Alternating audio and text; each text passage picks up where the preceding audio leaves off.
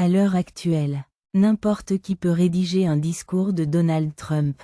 Choisir n'importe quel sujet. Littéralement n'importe quel sujet. La frontière. Un projet de loi budgétaire. La salle de bal. Et y ajouter ceci. Maintenant, nous gagnons trop.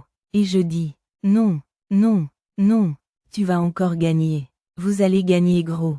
Vous allez gagner plus que jamais. C'est essentiellement un discours de Trump. Sauf que ça ne marche pas. Et cela ne fonctionne vraiment pas en temps de guerre. Car voici Donald Trump qui prétend que nous avons gagné la guerre en Iran. Nous avons gagné cela. Cette guerre a été gagnée.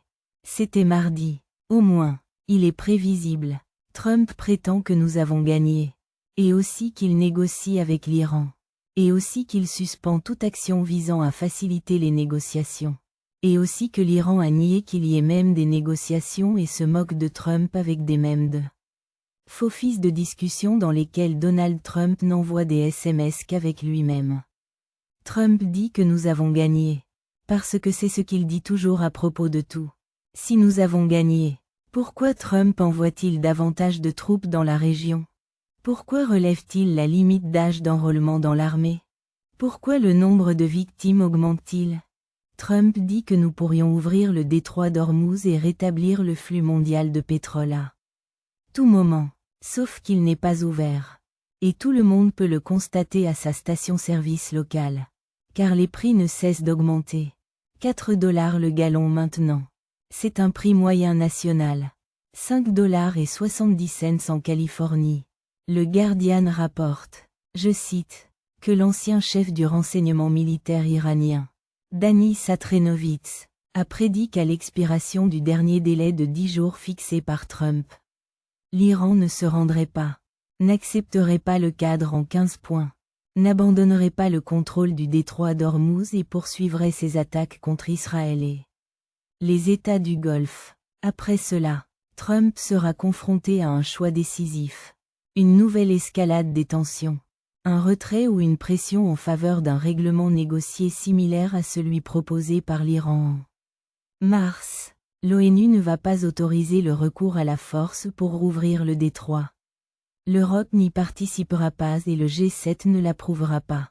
Alors, que fera alors le président américain autoproclamé et grand vainqueur? Trump ment comme il respire. Nous le savons tous, mais la guerre est différente. Et les mensonges sur la guerre sont différents. Comme l'a récemment écrit le comité de rédaction du New York Times. Les mensonges sur la guerre rendent également plus difficile la victoire. Plus on répand des mensonges, moins on se sent obligé de se rendre en face de la réalité. Rétrospectivement, les Américains comprennent que le refus de leurs dirigeants d'affronter la vérité en Irak et au Vietnam a conduit à des erreurs stratégiques.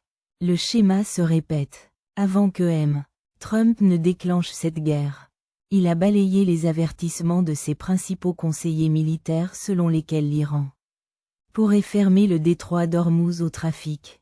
À un trafic qu'il n'approuve pas. L'économie mondiale est désormais confrontée aux conséquences de son excès de confiance. Et pourtant il pourrait encore tirer une leçon plus personnelle sur le mensonge en temps de guerre. Lyndon Johnson et George W.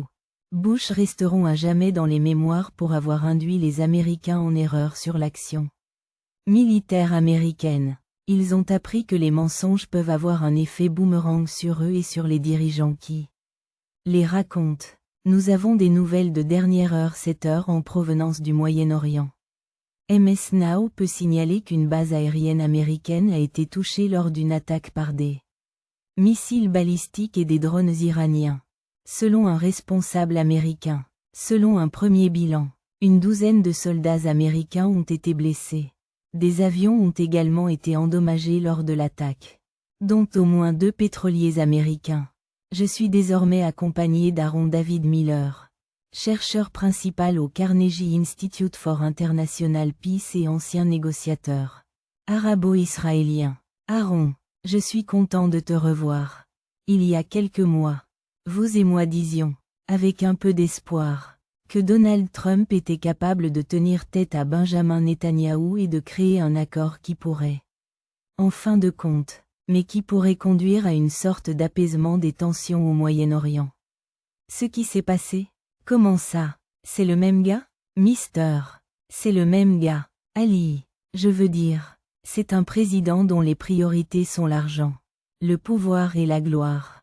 Et même si Donald Trump n'a pas succombé aux tentations de Benjamin Netanyahou, le Premier ministre, je pense, a ici poussé une porte ouverte. C'est ce que Donald Trump voulait. Il voulait démontrer la puissance américaine à la suite du grab and go de Maduro. Il est parti en guerre sur la base d'affirmations fausses et non prouvées. L'Iran n'était pas sur le point de produire une arme nucléaire à quelques semaines. Comme l'a déclaré le président, l'Iran ne dispose pas de missiles balistiques intercontinental capables de frapper les États-Unis. Comme l'a déclaré le président, l'Iran n'était pas sur le point de frapper préventivement l'Amérique. Comme l'a dit le président.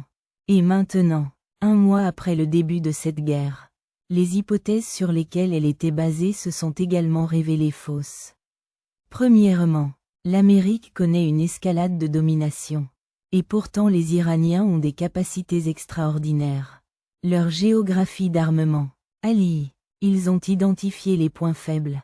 Et ce soir, c'était une autre tragédie. 2 militaires ont été grièvement blessés et plusieurs autres très grièvement blessés.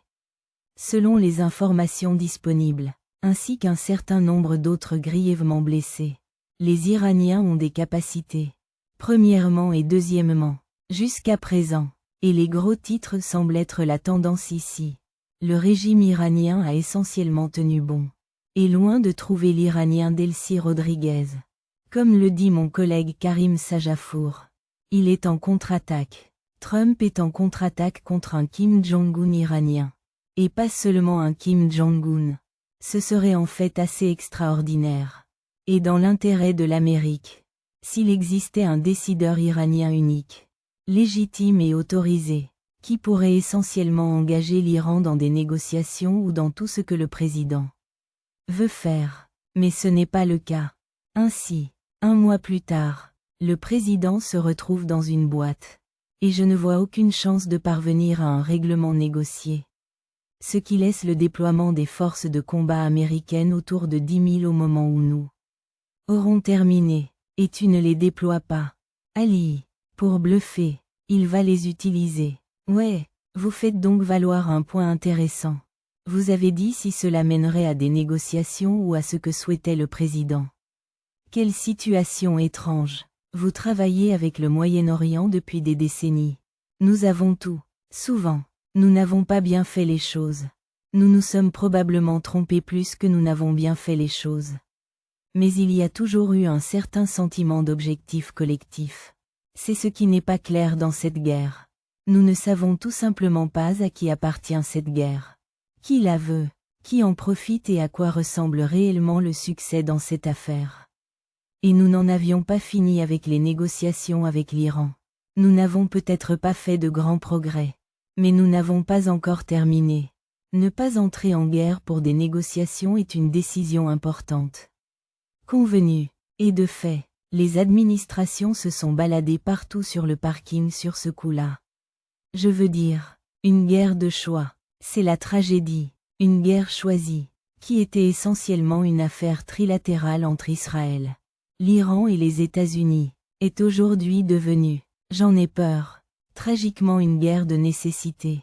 Car il s'agit désormais d'une crise internationale mondiale. Et l'objectif principal est désormais d'ouvrir les détroits. Et il n'y a que 2 façons de procéder.